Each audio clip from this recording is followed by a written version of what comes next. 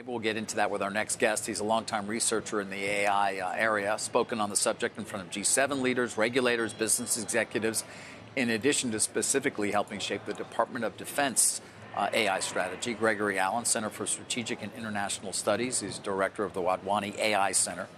Joins us right here. Great to be with you. Nice to be with you, too. I guess let's first start off. I assume you were listening and probably paid attention yesterday as well. You have any big takeaways for us in terms of what you heard and what you believe from what you heard? Well, I think Huang was trying to emphasize that the tariff policy impact is not going to happen to him, at least not in the near term. But the reality is these policy moves are already having an impact just on the stock price, which is being dragged down by the overall price to earnings multiple compression that we're seeing being market wide. But there's other policy moves that they need to happen in order for that realization to come true. If you want to have $1 trillion in data center capex, that means that you need an energy infrastructure build out that is adequate to supply the power for all of those new data centers. And one of the biggest barriers to building new energy infrastructure is regulatory red tape. So this is a question when you're talking about going from the data centers that we have today, which are tens of megawatts or low hundreds of megawatts, to gigawatts or multiple gigawatt scale data centers. That is a massive new energy build out. And it's not just new energy infrastructure, it's very concentrated and consolidated infrastructure really coalescing around that data center site. So if you're state and local regulators, you're looking at all of this and saying, am I going to raise grandma's electricity bill? Is this something that we really want to take on in our region? Now, the Biden administration, in its final weeks, passed an executive order that was designed to sort of accelerate the approval process for energy permitting and for electrical infrastructure. The Trump administration has been talking a big game on this, but they have yet to make any big moves. Yeah, I mean, you know, every announcement we see now is often accompanied with companies such as GE Vernova and NextEra, for example. Even today, BlackRock adding them to their sort of partnership to build the next generation of data centers. But Wang yesterday was talking about it being the gating issue in terms of whether we can actually have the power supply we need. By the way, I don't even know what it's going to mean if he's right on robots, and we're plugging those in every night as well. Yeah. You know, in terms of the grid, you know, can we actually meet the challenge? So there's definitely no shortage of money. Capital is lining up to not just build these new data centers, but to also build the electrical infrastructure. But there are real questions around the regulatory red tape and also the supply chain constraints. If you're talking about building new natural gas turbine generators, for example, there's only so many companies that are involved in that, and their order books have already been filled for a long time. So those are the kinds of questions. Definitely Nvidia can do it. Definitely TSMC can do it. Can the regulators do it? Can the rest of the supply chain do it? That's kind of the open question. How should we feel about this robotic future, humanoid robots that Jensen was talking about?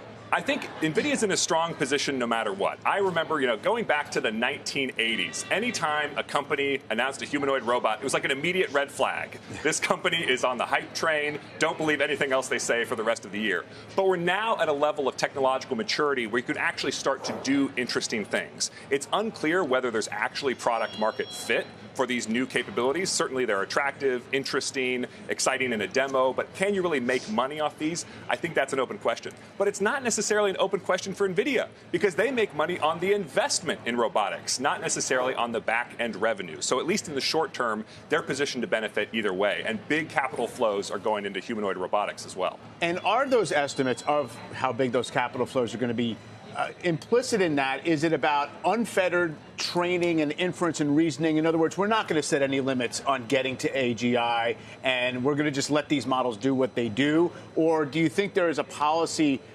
motivation to try and steer and constrain that in some way? I mean, it's certainly the case that there are use cases for AI, and here I'm thinking about large language models and the chatbot things, where there's certain capabilities that we do not want them to engage in, right? We're all familiar with the evil genius in a spy movie who comes up with a weapon of mass destruction. What we don't want is AI to enable an evil moron to pull it off, because it does all the intellectual hard work of coming up with some kind of dastardly deed.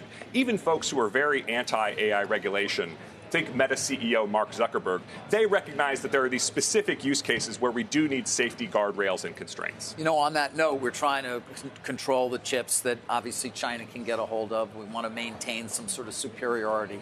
Do you really think that's possible, though? I mean, DeepSeek would certainly seem to indicate it's not. The Chinese are capable of innovating. Is that a battle worth fighting? So I think when you think about DeepSeek, it's worth remembering that export controls have a lagging impact. Just because you refuse to sell something to someone doesn't mean everything that you've already sold magically disappears. And so DeepSeek actually represents the lagging impact of the botched implementation of the first tranche of the Biden administration export controls, where they said, oh, you can't sell chips above a certain performance threshold. Well, it turns out they designed the technical specifications wrong, and China stockpiled a boatload of those Nvidia A800, H800 chips. The Biden administration thought they were imposing like a 5x performance penalty. Turns out they were imposing like a 15% performance penalty. And DeepSeek used those chips, the Nvidia H800 chips, to train their AI models. So we're living through the lagging implementation of those botched first round of export controls. But very soon, we will be living through the lagging implementation of the much more successfully designed October 2023, October 2024 type of export controls. And to a certain extent, we already are. Recall that when DeepSeek launched, they immediately skyrocketed to the top of the App Store, and then they crashed massively because they didn't have the compute infrastructure to serve all of these customers. So you think we will start to see a market decline in their advances, so to speak, yes, in China, despite what obviously is an awful lot of computer scientists who are very capable? They've got an incredible pool of very high-quality talent. But what they don't have is these new Blackwell chips, which, according to Jensen's keynote yesterday, are going to, when you put them in the overall data center with the overall interconnect infrastructure, 25 times better than those Hopper chips. So what China stockpiled was that last generation of chips. What they're not going to be able to get, they're going to be able to smuggle some, but in the really astonishing quantities of millions of chips supporting hundreds of billions or trillions of dollars of infrastructure, even China can't pull off that scale of smuggling. And so it's that next turn of the scaling crank where China is going to be cut off. And even the CEO of DeepSeek said the number one challenge facing his company, the number one challenge facing China's AI ecosystem is these export controls.